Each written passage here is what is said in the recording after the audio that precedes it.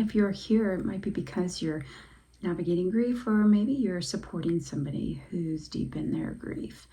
Either way, I see you and you're not alone. Grief is a complicated, challenging, and profound process that us humans face. Today, we're going to be talking about finding joy after loss. And first, acknowledging how heavy grief is. Sometimes I feel like I'm dragging a tire filled with cement behind me.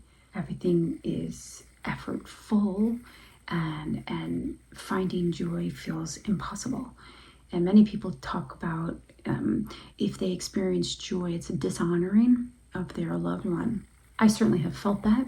Yet for me, especially in early grief, it just felt it wasn't there, because the devastating sadness and loss was all that was there. That was it. There's no room for anything else. I remember calling my friends and declaring, I'm never going to teach yoga again. I'm never going to do this again. I'm never going to feel this again. I'm never going to. And they were great listeners. They didn't try to fix it. However, there was then this, and I remember this very clearly. There was this time my daughter was showing me a video of this silly show, and this woman was just really funny, and I found myself laughing so hard, belly laughing. And afterwards, my daughter and I just looked at each other and that was okay. I let myself do this and it was okay. So it showed me that I can have both, that they're not opposites. Grief and joy, they're not opposites, that they can coexist. The next thing is that joy doesn't have to be these big and loud moments. And depending upon where you're on your timeline, it probably won't be. It often starts from the tiniest of moments. A warm cup of coffee, sounds outside your window that bring you joy, or a view. I have a soft blanket that brings me joy. Hugs from somebody that really cares for you. These are glimmers of light, and they count. When I was deep in my grief, it was those small things that reminded me that life still could have beautiful moments for me.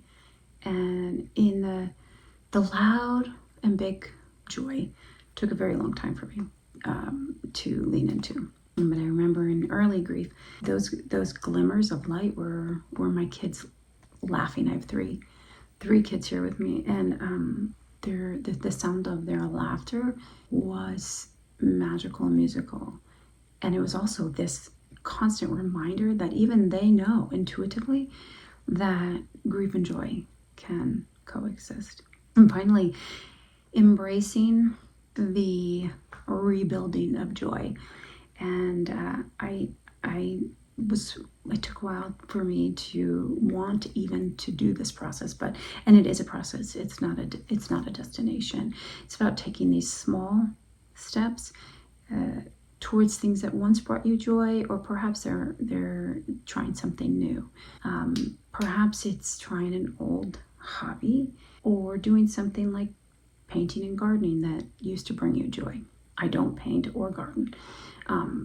Well, I'll tell you about painting in a minute, but maybe it's reconnecting with a friend, or sharing a purpose like volunteering. It took me a while, like I said, to even want this process of looking for joy. But since grief has made me even more of an introvert than before, I've leaned into new hobbies that are pretty quiet and solitary.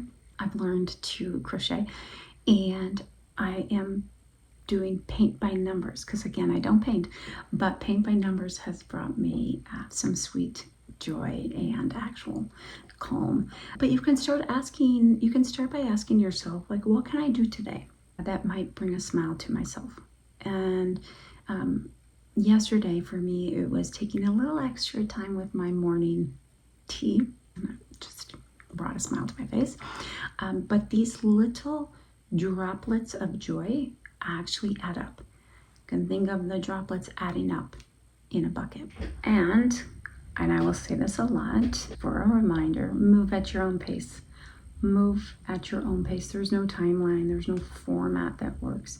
Move at your own pace. Some days joy will feel far away. Some days joy will be a little bit closer to your heart. Both are okay.